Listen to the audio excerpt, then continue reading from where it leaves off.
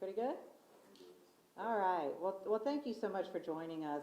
We wanted to come together today to tell you a little bit about how we're working together to really, of course, move our city forward. As you all know, and I've been talking to you all for quite some time, since Saturday, about how I'm just really working nonstop right now to get ready for transition, to make sure that on day one, I am ready to take office. And in preparing, of course, one of the things that I really wanted to do is to talk to our former mayor, Marc Morial.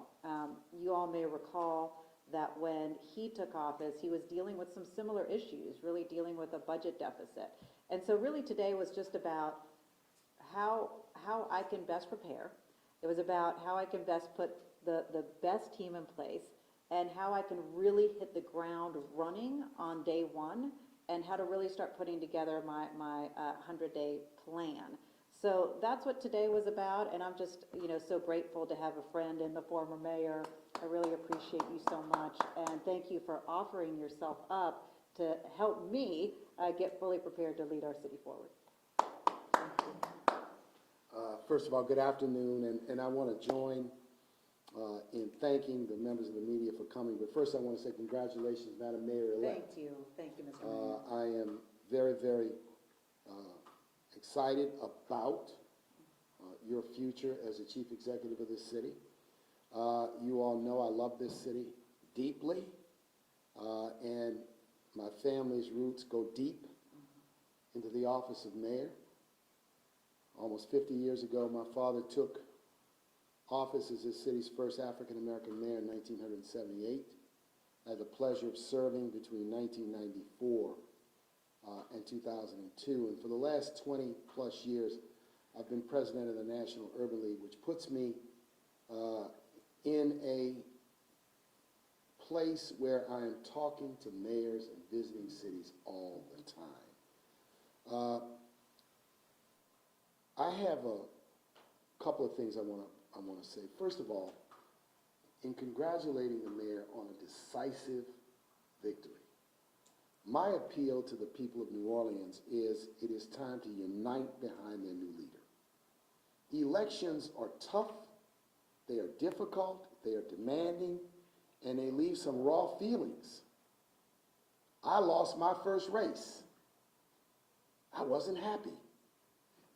I was depressed. I lost my first race too. So there you go. I came that close. Yeah. For 3 days, I was in a funk.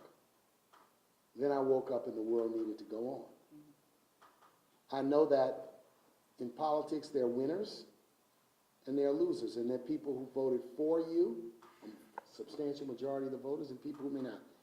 This city needs to turn the page and unite behind Mayor-elect Moreno.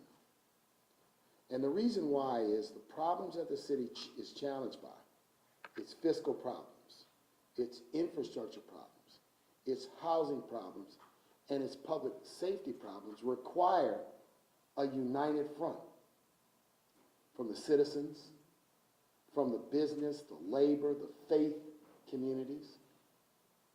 There's a need for this city's black and white and Asian and Latino communities to come together and find common ground to move New Orleans forward. This city thrives when its people are united. This city thrives when a strong leader that loves the city surrounds herself with a strong, competent team and communicates with the public the direction forward. I've committed to support Mayor Moreno, Mayor-elect Moreno, in her transition and beyond. My advice to her will always be mostly private, but always candid. And will play on the experiences that I've had and my perspectives on this great American city. Secondly, American cities are being challenged by a series of forces. Some are global. Some are national public policy issues. And the reason why a united front is so critical and so important is to be able to withstand the pressures and the challenges that come from all of these factors that are beyond New Orleans. So I am committed to working to support your efforts, to lead the city. And the final thing I want to share, so what advice did I give the mayor-elect?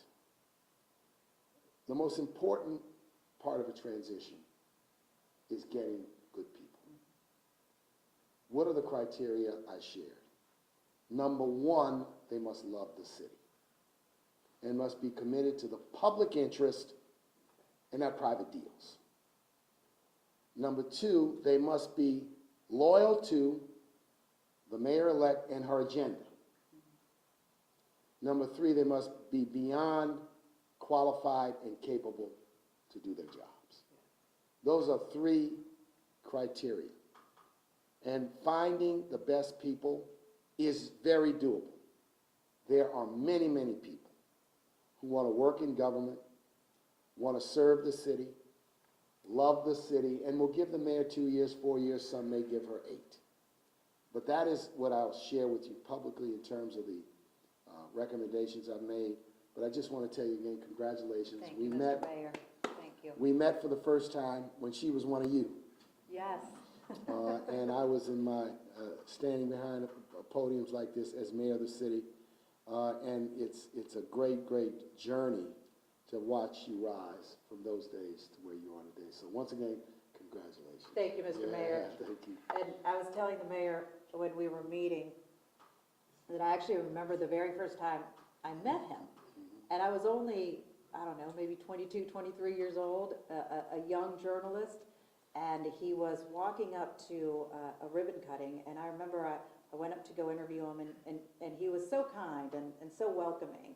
And I remember thinking at that time, oh, wow, you know, the mayor of New Orleans is so kind, so welcoming, and wow, I get to interview the mayor of New Orleans.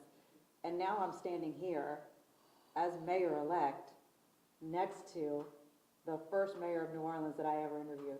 Never in a million years would I have thought I'd be right here, but that just goes to show you how really service for the people of this city, love of the city of New Orleans can put you in the right place to lead the people of the city. Any questions? Yeah, go ahead. So who have you heard from since you were elected? Sure. Governor, opponents, fellow council members, anyone in Washington? I've heard from a lot of different people. You know, certainly, obviously, former Mayor Morial was one of the first to congratulate, former Mayor Landrieu. I have heard from former Vice President Harris. Yeah, I've heard from Councilmember Thomas. He and I had a conversation on Saturday. Senator Duplessis and I, we missed each other, but we've been talking like based on posts that we made, you know, on social media. You know, heard from a variety of different people. Honestly, I think I had over 1,000 text messages, and I was able to respond to each one of them, by the way. Yeah. Have you heard from the governor? Have you spoken to him? So yes, he sent me congratulatory texts about, you know, wanting to, of course, work together. Same with the Attorney General, same with many members of the Louisiana legislature, including both the Senate President and Speaker of the House. Have heard from not only mayors from across the state of Louisiana, but across the country as well. Pete Buttigieg reached out this morning. So yes, I've had a lot of interesting and fun texts, you know, over the past 48 hours or whatever it's been. Anybody else? Have you heard from Cantrell? She and I have communicated about transition, and she is giving us point people to talk to, and identified a few people that my team will be working with, and along with preparing certain documents and things like that in portfolios so that we are fully ready. Yes. Hey, Will, go ahead. So you're the mayor-elect. You're still a very important leader on the city council, and a major set of discussions coming up around the budget. Yes, no doubt, Will. You're going to have a larger role in the legislative function just by your presence. Knowing that you'll be the How are you thinking about handling that situation? So what we're working on right now, Will, myself and my council colleagues, is obviously dealing with budget shortfalls that we have right now. So one is figuring out, what are the best types of efficiencies that we can put forward. So we are getting a full understanding of, for example, the level of contractors that are currently hired by the city and consultants. It seems, even hearing from the deputy CAO today, that we seem to be outsourcing a lot when we could be doing more in-house. So finding different efficiencies that way is certainly something that we're looking into. At the same time, Will, this morning, a lot of the conversations were around overtime and the spending of overtime, which is really what has busted our budget, mostly on the public safety side, on the overtime expenditures, but also on the departments, on different city departments, that they've really kind of lost track and management of overtime spending. The other piece to it, and this is something that you all may be interested in, as you all know, I brought in the state legislative auditor to really do a full review of our current deficit and also take a look at what's in store for 2026. I talked to him this morning. He believes that he will have his report ready by this afternoon and potentially be able to present it to the city council tomorrow morning at 10 o'clock. Now, that being said, it could be postponed if for some reason he's not fully prepared to report. But nonetheless, we will have that report coming back from the state legislative auditor with more information coming this week. And so I think that that'll allow us more ability to have a full understanding of what we're facing, and then also potential solutions on what we need to do to get the budget more in order. Go ahead, Jim. Mayor, were there any moments on the campaign trail that showed you a part of the city in a new light, or showed you something new about New Orleans that you didn't know before you ran this campaign? The thing that I always very much appreciated on the campaign trail is really the level of love, support, and care that the people of the city truly have for New Orleans. And what was always so, it hit me in the core and really in my soul, is the energy around my campaign and the energy around someone really wanting to be there and push for and fight for our city, and the excitement around that, and the fact that they put in, their time, their energy. As you know, I had more than 2,000 volunteers.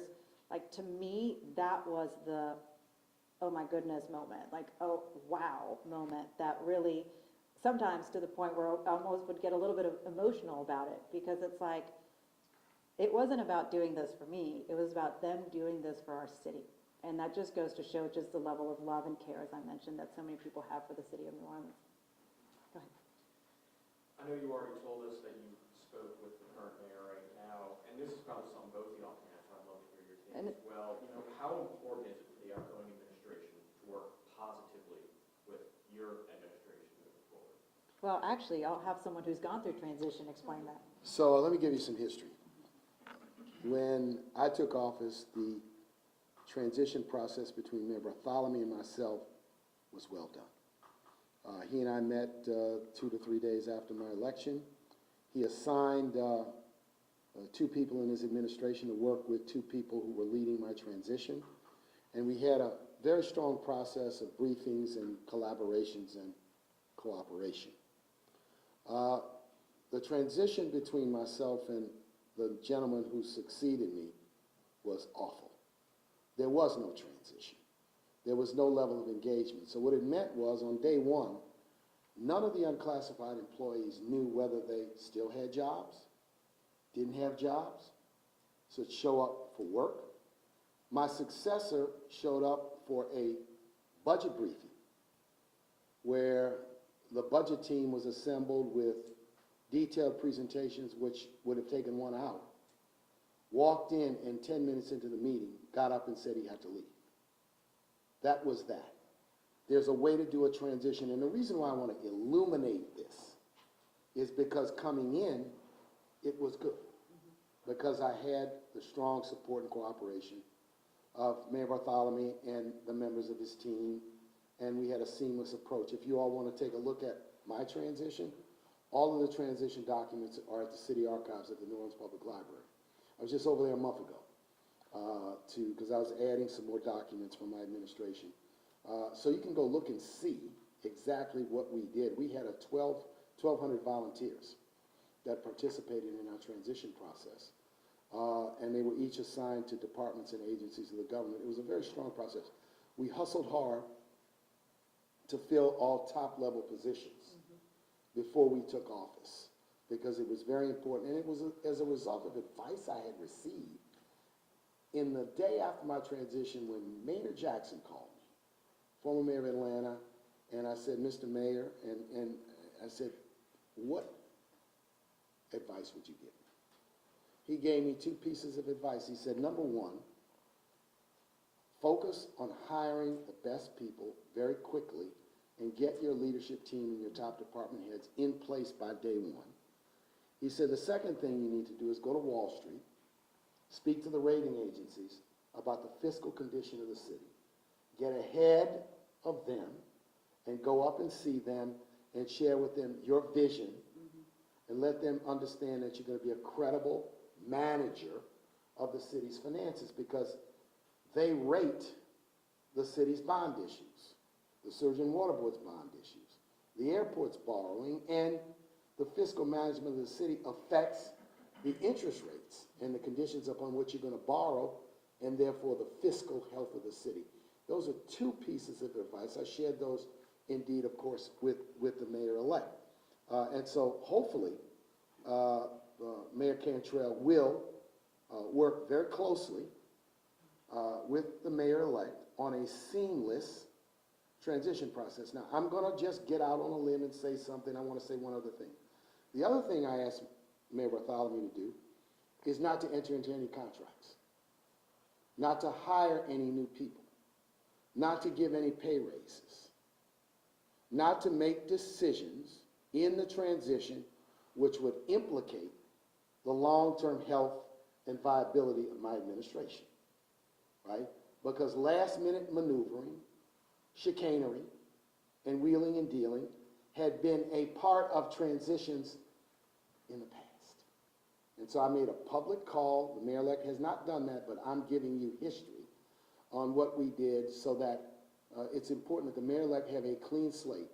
The final thing I'll tell you is there's a reason in 1995 that the charter was changed to allow the mayor to take office in January versus May.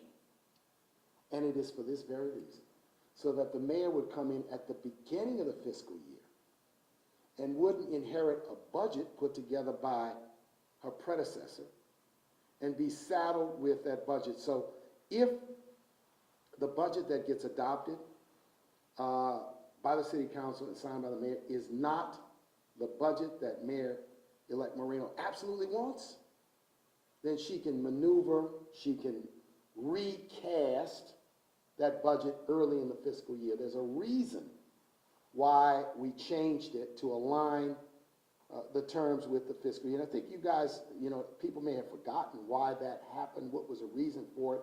I took office in the middle of May, and I'm like, well, what's going on with this budget? I inherited it, so we had to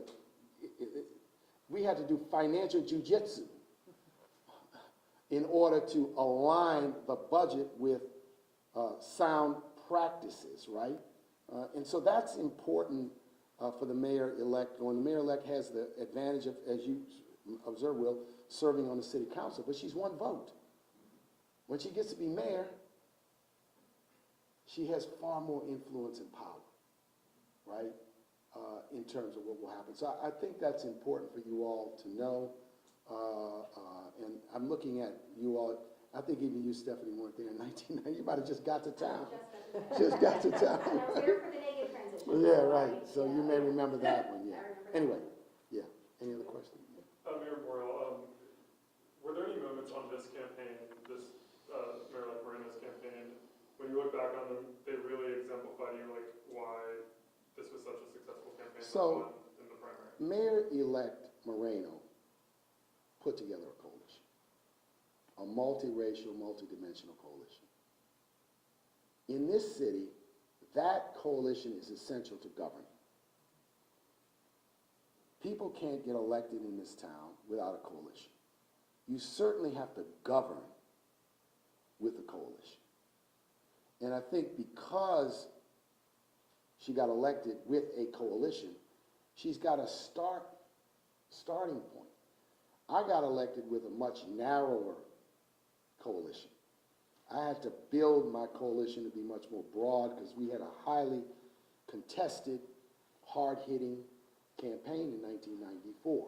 So I think this is, one of the most important elements and the most important dynamics that the mayor-elect is going to start with, and that is a broad coalition, 56% of the voters, I believe, who voted for her on election day.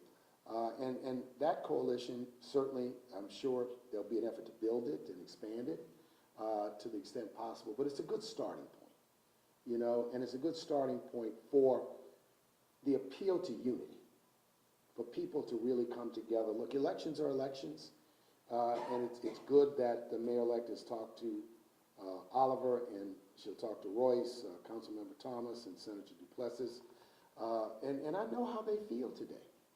They're not feeling too good. They're not feeling good. You can't expect them to be happy. You can't expect people who lose an election after they put their life and work into it to feel good. But they are both professional people who love the city, who want to continue to contribute in some form or fashion. In the case of one, Royce Duplessis remains an elected official. So he's got to focus on his current job and moving forward. So that's, to me, I think, a perspective on this election. Yeah.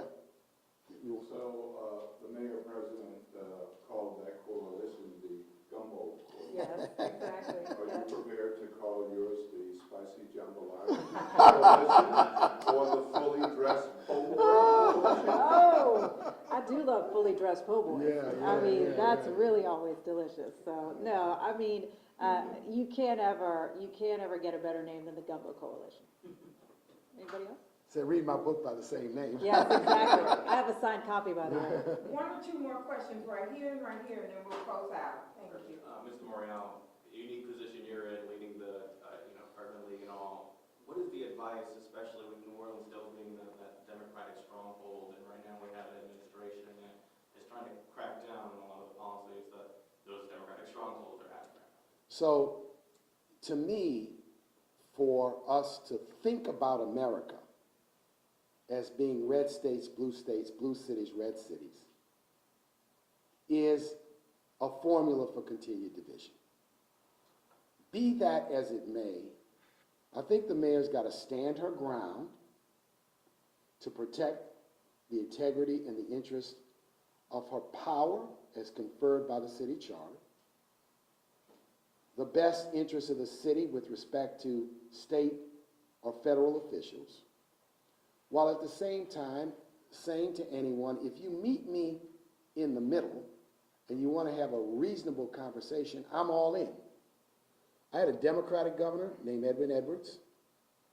I had a Republican governor by the name of Mike Foster. I got into tangles with both and ended up finding common ground with both on a variety of issues. And so that to me was then. Now may be a different time given what we face, but the mayor-elect has got to stand her ground, but never ever close the door for dialogue and doing what's in the best interest of the city. It's a balancing act, but it's a principled balancing act. We'll right here, and then you, and then we're closing. My question is for Mayor Moreno. During your campaign trail, you've discussed several improvements you'd like to make throughout the city. If elected, what are the first key issues that you plan to tackle when in office? So really, during my first 100 days, it has to be about having a real reset around our basic city services, making sure that we keep our street lights on, that our traffic lights work, getting a street maintenance program going. That has to be first and foremost. Also, of course, revamping our very troubled city departments, and specifically talking about safety and permits. Safety and permits, as you know, at this point, has become just such a hurdle to any type of development here in the city of New Orleans, any type of new business wanting to open. And so really starting that revamp has to happen within my first 100 days. But, like I've been saying, I'm just really excited to now finally be in the work, to be now in transitions, to start planning these first 100 days, to start planning, my first year, to start putting this team together. you all will be receiving, if you haven't already, another news release where tomorrow I'll be announcing the chairs of the transition team. And I'm excited about the people who I'll be naming tomorrow, so the work can really get going, begin. And remember, even though I have this extra month, it's still going to happen so quickly. Because once you get into Thanksgiving, remember, it's like holiday time, right? So I really have to get everything cranking like right now and get going. But I'm excited about where I am and excited about the work ahead. One last one. Sure. Okay, so, your transition will be different from previous mayors in that city council sought and had Yes. support for several department Yes, heads must be confirmed the by city confirmation council. process, yes. Will you seek for the incumbent city council to do those approvals, or will you wait for the new city council to do those approvals? And will you weigh in on the runoffs for A and E? So Will got like 5 questions in. I'm sorry. So first, the confirmation can't happen until I have the hire in. And so it can't happen until after I take office. And I actually really look forward to the confirmation process because it's a really good way for my new department heads to really be highlighted. I can really highlight their work and experience and why they are best to serve in the city departments where I've appointed them to be. It also really helps them to start growing the relationship with our city council members and understanding that they need to have a working relationship and dialogue with our city council members. Now, there are some, department heads who I likely will be keeping, including Dr. Jennifer Avegno, if she would stay, if she'd like to stay. I think she is someone who's done a very good job for the New Orleans Health Department. Now, clearly, because she would just be remaining in that post, she would not have to go through the confirmation process. Also, it is our understanding that based on the way that the law is written, the CAO actually does not have to go through the confirmation process. And so, I'm looking forward to that particular process moving forward, and other parishes are able to do it, and I'm sure we'll be able to do it here in the city of New Orleans very well. Your other question that you asked was about weighing in on the council races. I mean, to tell you the truth, well, I've just been so busy dealing with transition. Yes, the other council members who are currently in runoffs and others who are in runoffs right now have been contacting me, but right now I'm solely focused on this and really haven't made a determination one way or another. All right? Thank you so much. Awesome. Thank y'all. Appreciate it. Tomorrow, briefly. Thank you. Thank you so much. Excellent Appreciate job. you so much. Thank you. Appreciate you. Awesome, Thomas. Okay, good.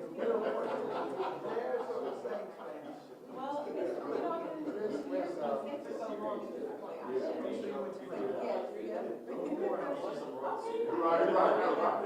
My daughter's about to go on, so nothing for you. I used to get shy. Well, my wife was a model. Thank you. Wow. Thank you. Sweet, right? Yeah.